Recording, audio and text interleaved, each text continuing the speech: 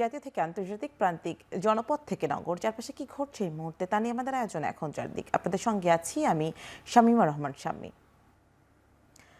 পঞ্চগড়ে মৌসুমের সর্বনিম্ন তাপমাত্রা ৭.৩ ডিগ্রি সেলসিয়াস রেকর্ড করা হয়েছে। দেশের ৯ জেলায় বইছে শৈত্যপ্রবাহ।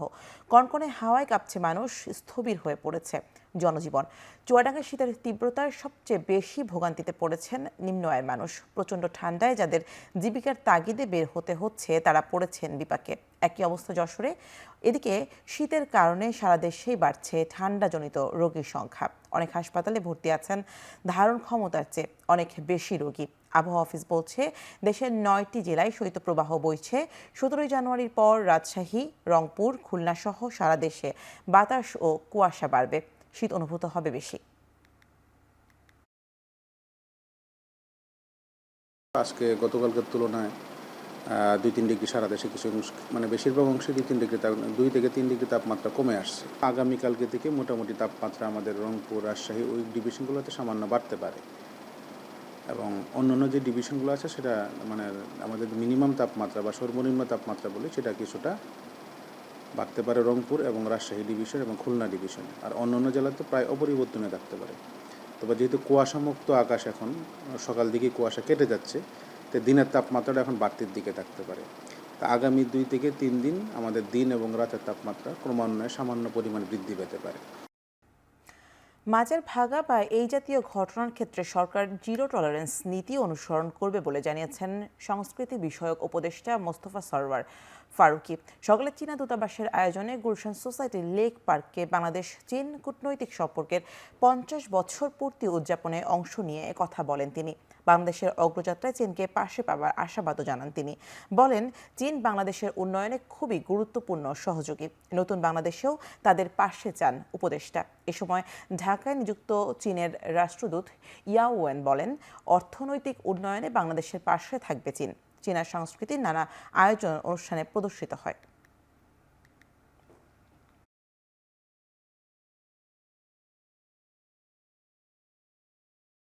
মাজার বা বাউল সঙ্গীত বা কাওয়ালি গানের উপরে যে কোথাও কোথাও হচ্ছে, সব জায়গায় না, কোথাও কোথাও, এইটাকে আমরা একটা জায়গায় হলেও আমরা এটাকে টলারেট করব না। আমাদের অবস্থানটা খুব পরিষ্কার যে জিরো টলারেন্স অ্যাবাউট দিস।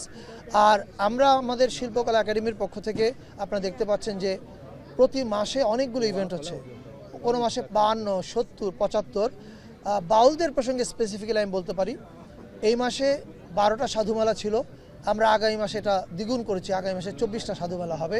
এটা হচ্ছে আমাদের উদ্যোগে, এছাড়া প্রাইভেট উদ্যোগে হতেই থাকবে। ফলে শিল্প সংস্কৃতির ব্যাপারে আমাদের সরকারের অবস্থান পরিষ্কার। রাষ্ট্রের চলমান সংস্কার কাজ শেষ করে অন্তর্বর্তী সরকার বিদায় নেবে বলে জানিয়েছেন শিল্প উপদেষ্টা আদিলুর রহমান খান। উত্তরায় বাংলাদেশ বৌদ্ধ বিহার মহাবিহার চত্বরে রথিচারা প্রতিস্থাপন এবং বৌদ্ধ সর্বজনীন মহাশ্মশানের ভিত্তি স্থাপন অনুষ্ঠানে যোগ দিয়ে তিনি একথা বলেন। এ সময় তিনি আরও বলেন, অন্তর্বর্তী সরকারের প্রধান কাজ ছিল বৈষম্য নিরসন। সেই লক্ষ্য বাস্তবায়নে কাজ চলমান রয়েছে। এ সময় ধর্ম উপদেষ্টা বলেন, ৬৮ কোটি টাকা ব্যয়ে নেপালে কালচারাল সেন্টার করেছে সরকার। এই সেন্টার নির্মাণে নেপাল সরকার ৬ একর জায়গা দিয়েছে, যেখানে বাংলাদেশিরা বেড়াতে গিয়ে ধর্মীয় কাজ করতে পারবেন।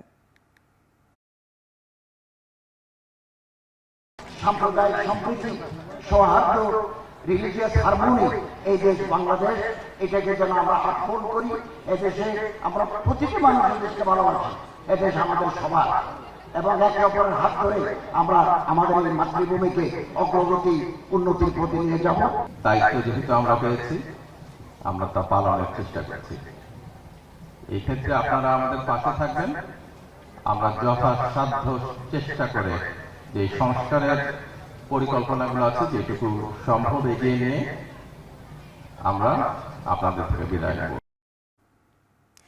বাড়তি ভ্যাট গুনতে হবে হোটেল রেস্তোরাঁয় খেতে, খরচ বাড়বে মোবাইলে কথা বলায়, এছাড়া শুল্ক বাড়ায়, আমদানি ব্যয় বাড়বে আপেল সহ বিভিন্ন ফলে। বৃহস্পতিবার রাতে এমন শতাধিক পণ্য সেবায় ভ্যাট ও শুল্ক বাড়িয়ে প্রজ্ঞাপন জারি করেছে সরকার। প্রজ্ঞাপনে হোটেল রেস্তোরাঁর ভ্যাট ৫% থেকে বাড়িয়ে ১৫% করা হয়েছে। এছাড়া বিভিন্ন ফল আমদানিতে শুল্ক ২০% থেকে বাড়িয়ে ৩০% করা হয়েছে। তামাক আমদানিতে ৬০%, সম্পূরক শুল্ক বাড়িয়ে 100% করা হয়েছে। ভ্যাট বেড়েছে টেলিফোন ও ইন্টারনেট সেবায়ও। মোবাইল ফোন কলে সম্পূরক শুল্ক 20% থেকে বাড়িয়ে 23% করা হয়েছে। এছাড়া অভ্যন্তরীণ বিমানের টিকিটে আবগারি শুল্ক 200 টাকা থেকে বাড়িয়ে 700 টাকা করা হয়েছে।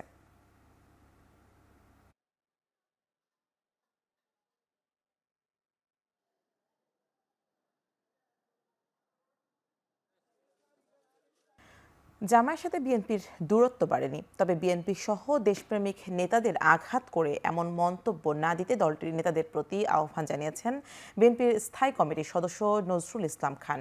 সকালে গুলশানে চেয়ারপারসনের কার্যালয়ে জাতীয়তাবাদী সমমনা জোটের সাথে বিএনপির লিয়াজো কমিটির বৈঠক শেষে তিনি বলেন, সরকার পতনের আন্দোলনে জামায়াত যেমন সক্রিয় ভূমিকা রেখেছে, আগামীতে দেশের গণতন্ত্র পুনঃপ্রতিষ্ঠায় জামায়াত ভূমিকা রাখবে। দেশের চলমান সংকট সমাধানে ন্যূনতম সংস্কার করে অন্তর্বর্তী সরকারকে অতি দ্রুত নির্বাচনের তারিখ ঘোষণা করার আহ্বান জানান তিনি। বৈঠকে জাতীয়তাবাদী সমমনা জোটের নেতৃত্ব দেন ডক্টর ফরিদুজ্জামান ফরহাদ। বিভিন্ন বিষয় নিয়ে আমরা আলোচনা করেছি। আমরা জনগণের যে দুর্ভোগ এই নিয়ে আলোচনা করেছি, কিভাবে সেটা দূর করা যায় এই ব্যাপারে আমরা বিভিন্ন সময় সরকারকে কিছু পরামর্শ দিয়েছি, সেগুলো নিয়ে আমরা আলোচনা করেছি এবং আমরা দেশে গণতন্ত্র পুনঃপ্রতিষ্ঠার বিষয়টা নিয়েও বিশেষ করে আলোচনা করেছি। রাজধানীর সোহরাওয়ার্দী উদ্যানে চলছে এবি পার্টির চেয়ারম্যান নির্বাচন। অংশ নিয়েছেন 3 জন প্রার্থী। শুক্রবার সকাল 9টা থেকে শুরু হয় ভোট গ্রহণ, যা চলবে রাত 9টা পর্যন্ত। সারা দেশ থেকে 2806 ভোটার এসেছেন তাদের নির্ধারিত চেয়ারম্যান প্রার্থী বেছে নিতে। সুষ্ঠু ধারায় রাজনীতি চর্চায় দেশে গণতন্ত্র ফিরিয়ে আনতে এই মানুষের মৌলিক অধিকার বাস্তবায়নে কাজ করবে এবি পার্টি, এমন প্রত্যাশা ভোটারদের। এদিকে আগামীকাল সোহরাওয়ার্দী উদ্যানে এবি পার্টির প্রথম জাতীয় কাউন্সিল। এ নিয়ে দলটির নেতাকর্মীদের মধ্যে রয়েছে উচ্ছ্বাস ও উদ্দীপনা।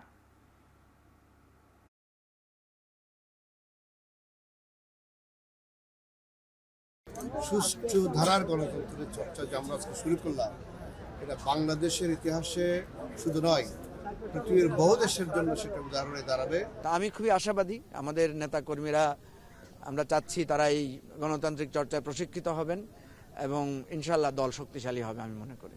কাউন্সিলরদের যে অধিকার, এটি সুপ্রতিষ্ঠিত হওয়া এবং এই কাউন্সিলরগণ যাকে যোগ্য মনে করবেন তাকে ভোট দেয়া, এটা আমার প্রত্যাশা। সিলেট ওসমানী আন্তর্জাতিক বিমানবন্দর থেকে চিত্রনায়িকা নিপুণ আক্তারের লন্ডন যাত্রা বাতিল করা হয়েছে। সকালে সিলেট ওসমানী আন্তর্জাতিক বিমানবন্দরে গেলে কর্তৃপক্ষ তাকে জিজ্ঞাসাবাদের জন্য হেফাজতে নেন। ইমিগ্রেশন পুলিশ সুনির্দিষ্ট তথ্যর ভিত্তিতে তাকে জিজ্ঞাসাবাদের পর লন্ডন যাত্রা বাতিল করে। ইমিগ্রেশন পুলিশ জানায়, জাতীয় গোয়েন্দা সংস্থা এনএসআই চিত্রনায়িকা নিপুণের লন্ডন যাত্রার বিষয়ে আপত্তি তুলেছে। নিপুণের পাসপোর্ট ও নথিপত্র পরীক্ষা নিরীক্ষা শেষে যাত্রা বাতিল করা হয়েছে। ঠিক কী কারণে এনএসআই আপত্তি জানিয়েছে তা এখনও জানা যায়নি।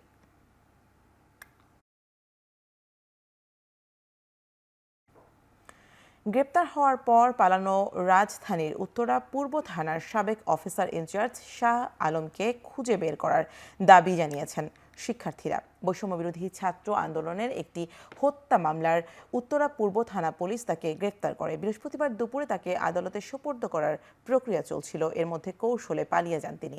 ঘটনার পরপরই স্থানীয় শিক্ষার্থীরা থানায় অবস্থান নেন।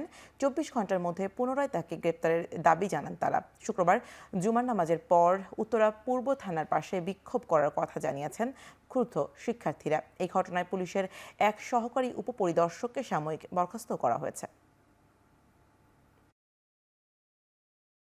আবার পুনরায় গ্রেপ্তার করতে হবে। আর 2 নম্বর, যারা এই ঘটনার সাথে সংযুক্ত, সে যদি স্বরাষ্ট্র মন্ত্রণালয়ে কোনো উচ্চপদস্থ কর্মকর্তাও হয়, তাকেও এর সাথে গ্রেপ্তার করতে হবে। তাদের সামনে থেকে আসামি চলে গেছে, এখানে তাদের আসলে একটা ব্যর্থতা রয়েছে এবং এই দায়ভার কেউ এড়াতে পারে না। এটা স্বরাষ্ট্র মন্ত্রণালয় এর দায়ভার আছে। গ্রেফতার করে তাকে আবার এখানে নিয়ে আসতে হবে, তার দৃষ্টি শাস্তির ব্যবস্থা করতে হবে। তা না হলে আমরা আগামীকালকে যে কর্মসূচি ঘোষণা করেছি, এটা 24 ঘন্টার আলটিমেটাম দেওয়া হয়েছে, যদি না গ্রেফতার করা হয় তাহলে আমরা আরো বড় ধরনের কর্মসূচিতে যাবো ইনশাআল্লাহ। যুক্তরাষ্ট্রের নবনির্বাচিত প্রেসিডেন্ট ডোনাল্ড ট্রাম্পের আর্থিক কেলেঙ্কারির মামলার রায় ঘোষণা হতে পারে আজ। 9 বিচারকের মধ্যে 5 জন ট্রাম্পের আবেদন খারিজ করে দেয় এমন সিদ্ধান্ত জানিয়েছে দেশটির সর্বোচ্চ আদালত। এর আগে বৃহস্পতিবার জরুরি ভিত্তিতে মামলার কার্যক্রম পেছানোর আবেদন জানান ট্রাম্প। মার্কিন গণমাধ্যম নিশ্চিত করেছে 10 জানুয়ারি শুক্রবার স্থানীয় সময় সকাল 9:30টায় বসবে আদালতের অধিবেশন। নিউ ইয়র্কের হাসমানি মামলার অন্যতম প্রধান বিচারপতি জুয়ান মার্চান বিবিসিকে জানান, ট্রাম্পের ওপর আনা অভিযোগের ভিত্তিতে রায় এলেও তাকে কারাদণ্ড বা জরিমানা কোনোটাই ভোগ করতে হবে না। বিবিসি জানায়, অধিবেশন চলাকালে ফ্লোরিডার মার-আ-লাগো থেকে অনলাইনে যুক্ত হবেন ট্রাম্প।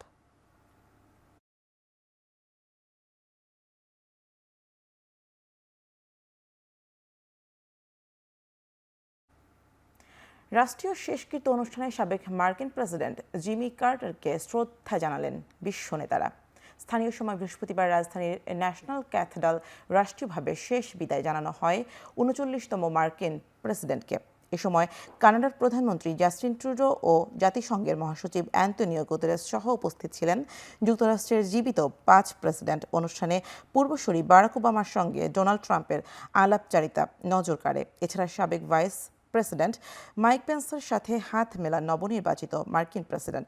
গেল 2 দিনে সাবেক প্রেসিডেন্টের প্রতি শ্রদ্ধা জানান 10,000-এর বেশি মানুষ। শুক্রবার জর্জিয়ার স্ত্রীর পাশে সমাহিত করার কথা রয়েছে জিমি কার্টারকে।